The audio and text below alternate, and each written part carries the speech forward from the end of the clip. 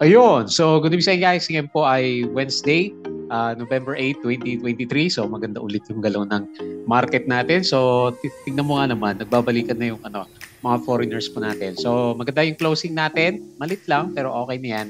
Kasi verde yung closing natin. Tapos, yung pinaka-index natin, lumampas dito sa MA20. So, tapos meron pa tayong nakita sa kanya. Meron tayong net foreign buy na ilan ba to? 90 million plus nakita natin. So parang yung kahapon din na galawan po ng ating foreigners. So nag-close tayo, mataas ulit ng konti, 6,155.03. So maganda yan kasi nakabalik na tayo dito sa support ng mga candles natin last time at saka yung moving average nga po natin. Okay? So marami pa rin pumitik na stocks for today. Medyo balance lang ba yung galaw ng blue chips natin. So nagpalitan. Yung mga umarkada last time, sina Converge, ASN. So nag-drop na sila. Si Bloom yata nag-drop din. Tapos ngayon, ang mga nag-up naman, yung ibang set naman ng mga stocks natin. Si Ayala, so nandito, hindi yata nasama sa trending stock. Si Ayala, si Jollibee. So medyo maganda yung galaw ng mga blue chips natin. Okay? So mukhang meron tayong rally. So hopefully matuloy yung natin, yung observation natin na pagdating ng November to December, medyo maganda talaga yung galaw ng ating markets naman. Okay? So ito po yung ating mga trending stocks. Nanguna sa listahan natin si Lotto. May mga tumama ulit ng Lotto. So after niya mag-up ng 4% yung up niya kahapon, so nag-up naman siya ngayon ng 16.55%. So meron siyang net foreign buy ng ilan ba to? 16K lang yata tong net foreign buy. So mga locals po yung mga pumitik ng price action nitong si Lotto naman. So congrats kasi ito yung maganda yung galaw niya for today's trading natin. Si dito, ayan, medyo nanganganib yung price action natin sa kanya, negative 2.06%. Net foreign sell, wala masyadong galawan yung foreigners natin dito, no?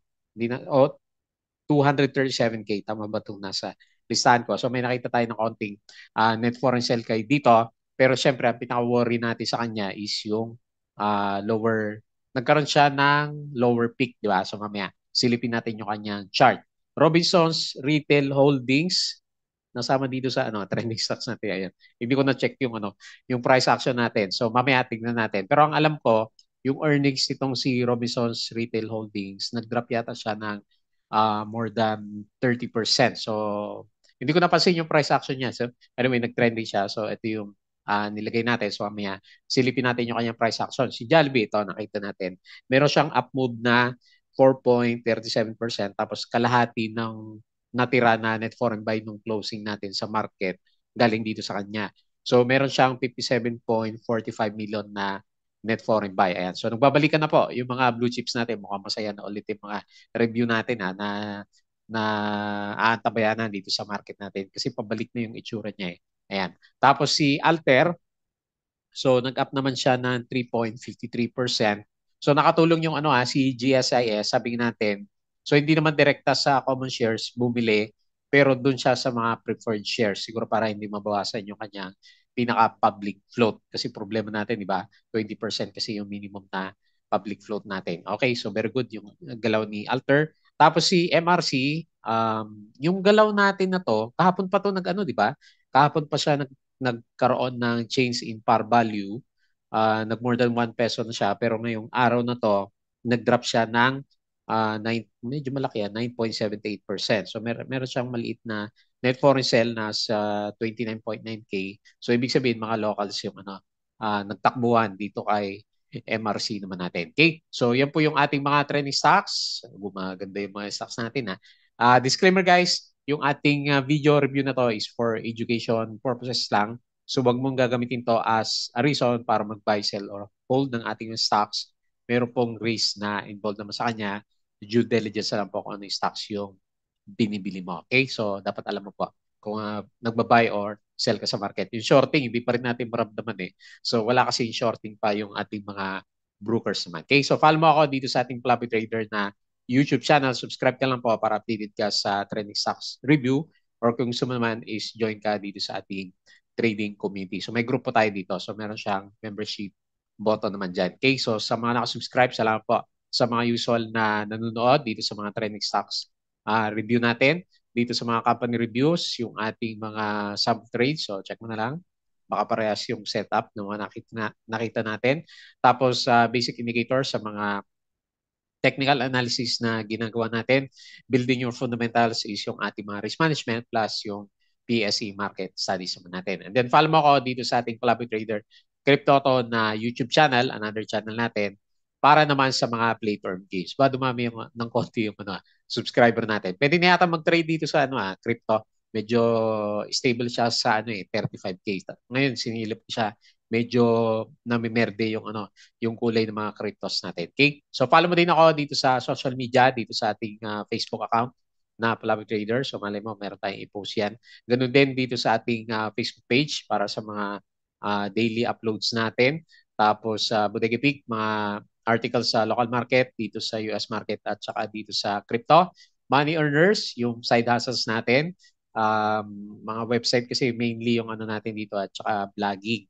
Ayan, so meron dito si Kapamilya, meron siyang ads. So anyway, guys yung mga gusto magkaroon ng mga side incomes, basahin nyo lang po yung free naman yung mga articles natin dyan. Hopefully makatulong tayo sa mga kasama natin na naghahanap ng mga passive income. Ayan, so medyo maganda ngayon yung nakikita natin na galawan sa mga websites na hawak naman natin. Okay? So tingnan natin yung pinaka-summary muna ng index. Medyo late yung post ko dun sa ibang information natin. Nauna kong na-repost itong si Philippine Stock Exchange natin. So, based dito sa summary ng galawan natin for today, so maganda nga siya kasi meron tayong 98.32 million. Kahapon is, tama ba, 94 million yung nakita natin na pumasok. So, unti-unti, bumabalik na po kahit paano naman yung ating mga foreign investors. Pero namula yung yung mining and oil natin, sina DMC ba to at saka si SEC, nag-drop siya negative 0.73. So panalo dito sa mga stocks natin, industrial, 1.05%. Saan ba nakalagay si Jollibee? Dito ba siya sa industrial or dito sa services sector natin? Kasi drop dito 0.28%. Pero ang laki ng ginalaw ni Jollibee natin. Okay?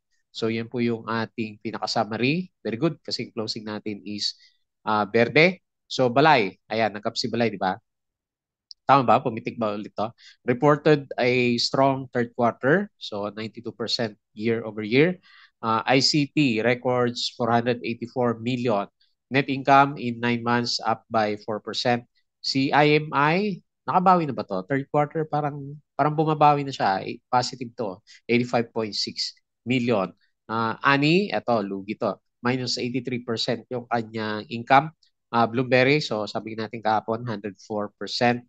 Si Jerry, meron siyang 1.5 billion net income. Hindi naman niya nilagay kung ilang percent. Si PLDT, 1.4% lang siya. Tapos si REITs, ayan, marami may gusto ng REITs kahapon, di ba? So, up siya na 30%. So, meron siyang dividends na para niyo nakita ko is more than 2%. Ayan, okay na rin yan.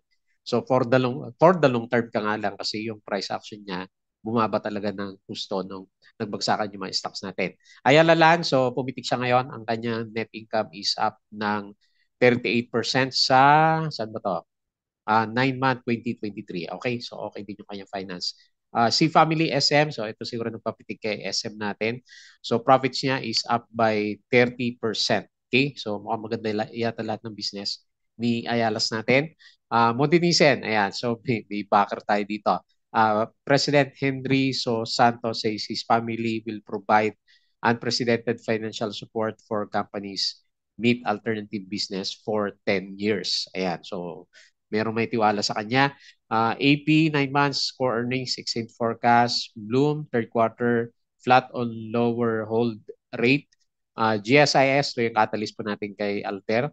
So, pumitik siya. And then, good yan, di ba? May nag-invest si GSIS natin, di ba? So, okay. So, Converge is, ano ba ngayon? Up pa to o kahapon pala to, si Converge natin. PLDT, minus 1.2%. C to meet US business executive for dinner in San Francisco. So, tingnan natin kung may epekto yan. RCR generated 4.1 billion revenues. Tapos yung galawan natin kahapon naman. Okay? So, yan lang. Yung mga post natin. Anyway, good vibes naman po si PSE market natin. Okay na yan. Pakunti-kunti na pumapasok yung mga foreigners in preparation sa Christmas rally natin, di ba? Kung matuloy yung galaw natin. Pero optimistic tayo kasi bumaba na yung inflation eh. Yun yung pinaka-main na ano natin eh. Nagkukos ng mahal, hindi makapag-spend masyado kasi nga mahal yung inflation. So malaki yun, malaki from 6% papuntang 4.9%. Okay? So guys, yung patron natin, yung mga sumali sa trading group, sabi natin, as usual, always open po ito. So double check mo na lang po yung mga gusto ng guide sa Philippine market trading and investing naman. Okay? So refresh natin ng konti si To Trade Asia Prime.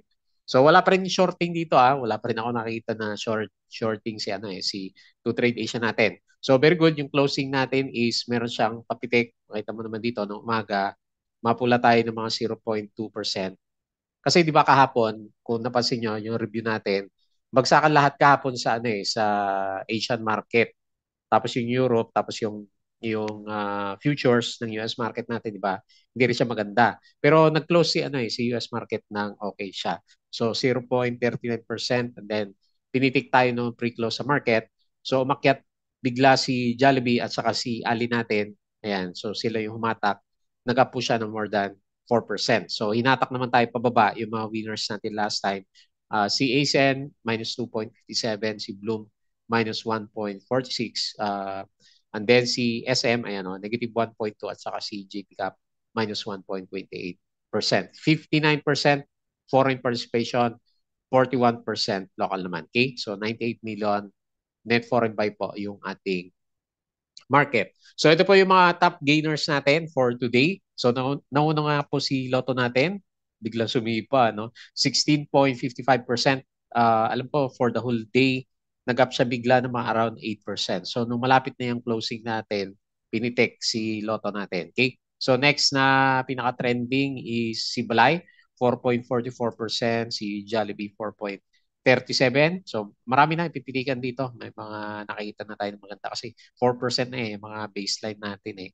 Tapos si House 4%, si PG 3.3, Alter 3.5, Oldie 2.3, BSC 2.12, si Mer, nag-up ulit si Mer, 2.09%, si Fruit 1.87, and then PLC, gumaganda yung chart ni PLC 1.67% naman. Okay? So dito sa loser, si MRC, biglang binitawan ng traders. Negative 9.78%. Sino ba ito mga penny stocks? Vita, minus 3.7%. ECBC, binawi din. Minus 3.53%. Ayan, si Robinson's Retail Holdings natin is drop siya ng negative 3.24%. Okay, so laglag. ASN minus 2.5%. Bank of Commerce minus 2.27%. Costco minus 2%. Si Home nag-drop. At saka si dito is more than 2%. FMI, ito nag-cost sa mining, minus 2 at saka si Merrimart is minus 1.85% naman. Okay? So, hindi pa rin naman lahat is umakyat pero okay na yan. Goods na yan kasi nakita natin yung yung pasok ng mga foreigners si Alio, JP Morgan. Ayan, so marunong tumiming si di ba? JP Morgan dito sa market natin. Okay? So, tignan natin yung ating pinaka-chart. Ayan. So, gumaganda na po yung chart natin. So, pasok tayo uh, dito sa channel natin na to. Ayan, so may channel siya dito eh. So pwedeng dito, depende kung saan ka tumitingin, pwede rin naman dito kasi nahirapan tayo. Dito last time and then nagkaroon siya ng breakout dito sa previous na support. So talagang catalyst yung yung Dow G na nakita natin last time, no. Hindi natin pinansin tong Dow G na to last time kasi sagsagan pa rin ng labas ng ating foreigners. Pero itong last 2 days na candles po natin, meron ng 3 days pala, meron ng karga. Pero pa konti-konti lang. Pero at least nandyan na yung mga foreigners natin. So sabi natin, optimistic tayo kasi last year, yung galaw natin is from October until January, umakyat naman si PSE market. Pero ngayon medyo late tayo, di ba? So hopefully mula November hanggang February naman yung galaw natin bago mag-pullback si PSE market natin. So very good. May buwelo kahit papano si Philippine Stock Exchange naman natin. Okay? So tingin tayo dito sa US market. Refresh natin siya ng konti. So mukhang okay yung futures So anyway, hindi natin maano naman to kasi kahapon negative yung nakita natin. Pero yung closing naman nila kahapon is okay din naman siya. Okay? So Nasdaq futures negative 0.04, Dow Futures positive 0.06, and then si S&P is 0.02%. European markets, nagda-drop or nagre-recover yung iba, medyo mix. Pero nag-start sila na negative yung kanilang galawan naman. Okay, so nagre-recover siya. Tapos dito sa bandang Asia, Asian markets natin, mix po tayo. So hindi naman ganun aggressive yung mga drop kasi mga 0.305 lang siya. Tapos medyo mix lang. So medyo sideways yung galawan po dito sa Asian markets.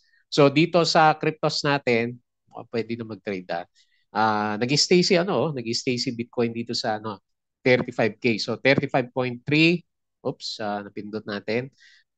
Up siya ngayon ng 2%. Tapos si Ethereum is 1.8. BNB is 200.6 pa rin naman. Okay? Pero parang verde siya ngayon. Marami yung gumagalaw. So si Matic is 8.57%. Okay? So si Dogecoin natin, asa na? 1.19%.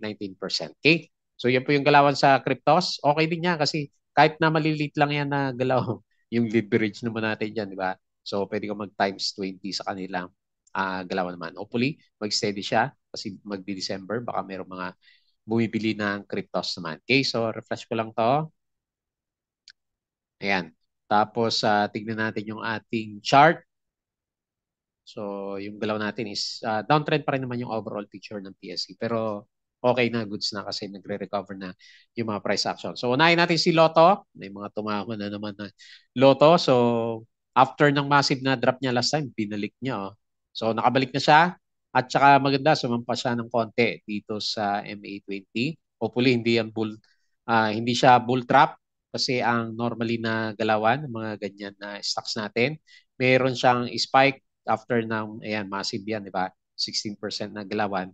Gap up, tapos profit taking. Ayan, so, careful na lang pagpapasok kayo. So, meron siyang maliit na resistance dito. Meron siyang gap. So, siguro yan yung titignan natin. So, yan yung pansinin mo kung i-fill the gap niya. Hopefully, kahit mag-fill the gap siya bukas, mag-stay lang siya above ng 3.5. Kasi may chance na umabot siya ng 3.5 kasi nga maganda yung trading natin for today. Siyempre, optimistic pa yung maraming bumili sa kanya. Lalo na, nag-spike siya ng closing ng market. So, okay yung volume, okay yung MACD. At saka, nag-set up talaga siya nung isang araw pa, no? Kahapon. Monday pala, Monday, Tuesday, and then Wednesday. Umarangkada na yung kanyang price action man. Okay? So, meron pa naman tayo nakakita na konting upside sa kanya. So, kung sasabayan pa na mas malaking volume, then mas lalo pa tayong optimistic para bumalik ulit dito sa 4 pesos naman. So, kailangan natin makita yung volume natin bukas. Medyo malaki siya compared sa mga previous days naman natin. Okay? So, congrats doon sa mga meron. Nag-up po siya ng 16.55%, 16K net foreign buy.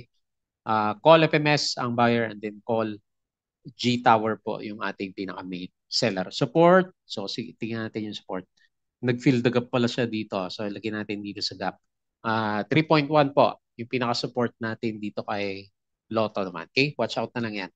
Next, dito. So, mukhang breakdown na tayo mga kadito natics. So, not so good yung candle natin sa kanya. Tingnan natin yung sino ba nagbebenta kay dito natin. So, nag-drop siya is negative 2.06%. Minus 230K net foreign sell. So, meron siyang konting sell-off sa foreigners. Malit lang naman, 200. Call Mandarin ang buyer and then call Maybank yung ating pinaka-main seller. Yun nga lang, syempre, okay, nasa support. Sige, lagay natin. Benefit of the doubt. Malay mo nga naman bukas, pitingin siya ulit. Pero may konting, may konting pagkalamya yung price action natin. Ayan, yung RSI is bumabaliktad, yung galaw ganun din. Yung MACD natin, hindi pa, yung blue, di ba? So, masyado malayo pa dito sa pinaka-red line natin. So, watch out na lang. Hopefully, hindi ma-break yung 2.881, 2.8 na support natin. Kasi ang next sa kanya, medyo malalim ng konti dito sa 2.6. Okay? So, medyo pagod na yata si dito natin. Ayan, ayaw na umakit ng pinaka-price action. Tapos, wala pa tayong makita na galawan galing sa mga investors naman natin. Okay? So next, Robinsons Retail Holdings. So alam ko, nag-drop nga to ng earnings. Medyo, okay. So nag-drop siya ulit. Tingnan mo natin yung price action. So kaya pala siya nag-trending kasi yung price action niya, nakita mo, di ba, yung kandila natin, parang teardrop eh. Puro red. Tapos below siya ng MA9.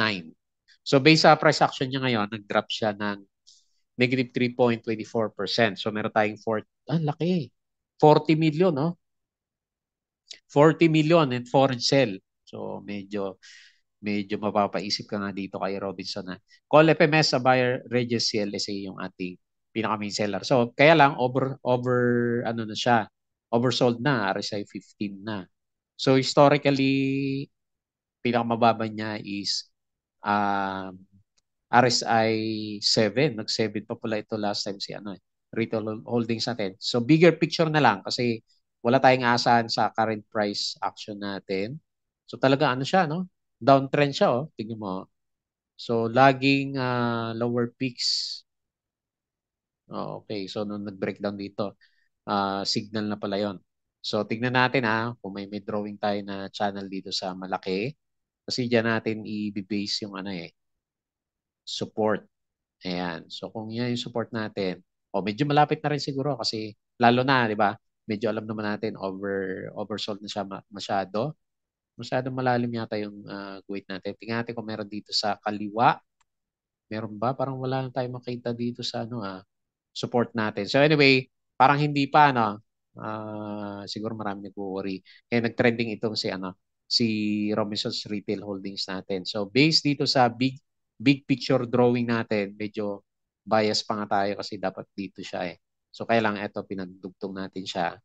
So nandito sa 36.3 yung support. So baka meron pang konti na kasi historically nag-drop naman siya ng RSI 8 or 7. So baka meron pa siyang konti bago siya mag-recover. Pero yung history naman niya, pag nag-recover siya, so pag na-timingan mo, siguro, medyo maganda naman yung bounce niya. Kailangan yung overall picture niya, ayan, 39 yung up niya last time. Kailangan yung overall picture niya kasi may big downtrend channel pala itong si Robinson's Retail Holdings natin. Ayan. So medyo malapit na rin siguro yung bounce niya. Yung nga lang wala siyang wala siyang ayan 40 million kasi hindi pa natin matansya na yan na ba yung bottom niya kasi yung galaw niya kung isipin mo 3% lang. So parang hindi pa parang hindi pa siya bottom. Okay? So few days pa siguro bago natin makita yung yung support nitong si Robinson's Retail Holdings. Yan. So ingat muna. So hindi pala maganda hindi pala maganda mag-invest sa big caps na stocks kapag yung overall picture niya is pabagsak naman. Okay? So yun lang muna nakita natin sa kanya. Jollibee. Ito si Jollibee, akala ko nga malalim pa yung support nito kasi yung trend natin sa kanya last time, kung mapapansin mo yung mga nag-aabang kay Jollibee, 'di ba? Ilang beses tayo nauntog dito sa MA20 pero ngayon break out na niya. So sawa na siya sa kaka-drop. So meron siyang retest dito sa bandang kaliwa yung previous support natin. 207 breakout sa MA20, may good sign. Kahit pa paano po itong si Jollibee, ang next support resistance natin is 226. Pero good sign na yan kasi na siya uh, nagre-reverse na yung direction niya. 4%. Di kaya bawian to bukas. Kasi medyo mataas eh. Ayan, laki ng volume mo. So, yun yung nakita natin na di ba? Net foreign buy sa kanya. So, above RSI 50. Tapos, nag-recover na rin yung formation ng MACD naman natin sa kanya. Tingnan natin yung kanyang price action. So, nag-up siya ng 4.37%. Ayan. Net foreign buy. So, gusto na i-reverse yung direction. 57.4 million SB equities. Ayan, si JP. Namimili si JP Morgan. Ilang beses natin siya nakita sa mga big caps na stocks natin. SB equities, Mandarin, saka JP Morgan, ang buyer natin. So, meron din naman siya sell dito. Pero tingin ko nagbabay na itong mga to eh. So kasi yung average natin, yung net foreign buy is positive na siya. Okay? So anyway, good sign. Short term, may tendency ng rally kung dire-diretso na sumabay din siya sa galaw ng PSE market. Okay? Next, Alterner G. Ayan. So GSIS pala yung catalyst natin dito. So big boys, yung bumili sa kanya. Although preferred shares nga po yung binili niya, pero at least may show of confidence yung di ba? Yung government natin So support 0.81. Current resistance niya ngayon, itong MA100. So good to see kung ma-break niya yan.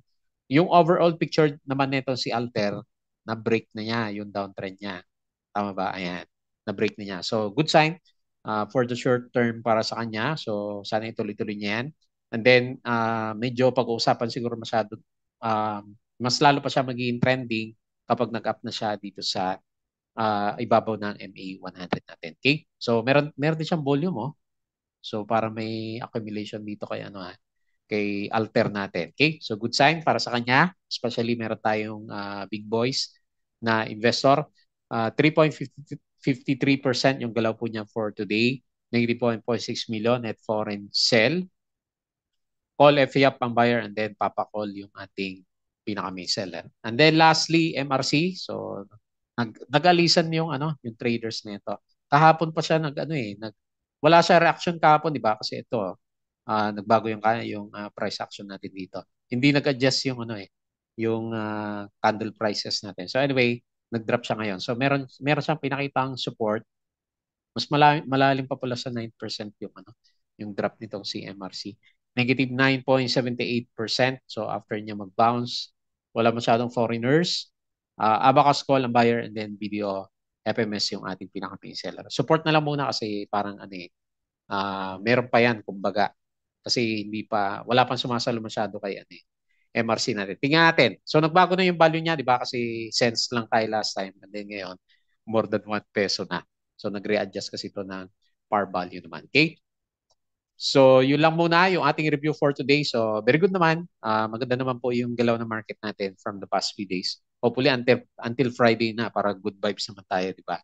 Dito sa PSE market. And then pag nakita siguro natin, mas marami ng stocks na nagre-rebound, yun yung catalyst natin. And then optimistic tayo, November, December, hopefully may Christmas rally si Philippine markets. Okay? So yun lang muna yung ating review. Please don't forget to subscribe as usual dito sa ating Palabi Trader na YouTube channel and then join ka sa group kung gusto mo ng guide. Crypto ko to para sa mga play to earn games natin. Andito yung crypto chupit natin eh. So tingnan natin kung makapag-trade tayo. Facebook account, follow mo na lang ako dito. Facebook page, Bodega Big Money Earners. Ayan. Buhay ulit si Money Earners natin. Nagawa natin ng paraan. Si Twitter at saka si Patreon sa mga gusto ng guide sa Philippine market trading, investing. Sali lang po kayo dito. Yun lang. Maraming salamat. Kita po ulit tayo bukas.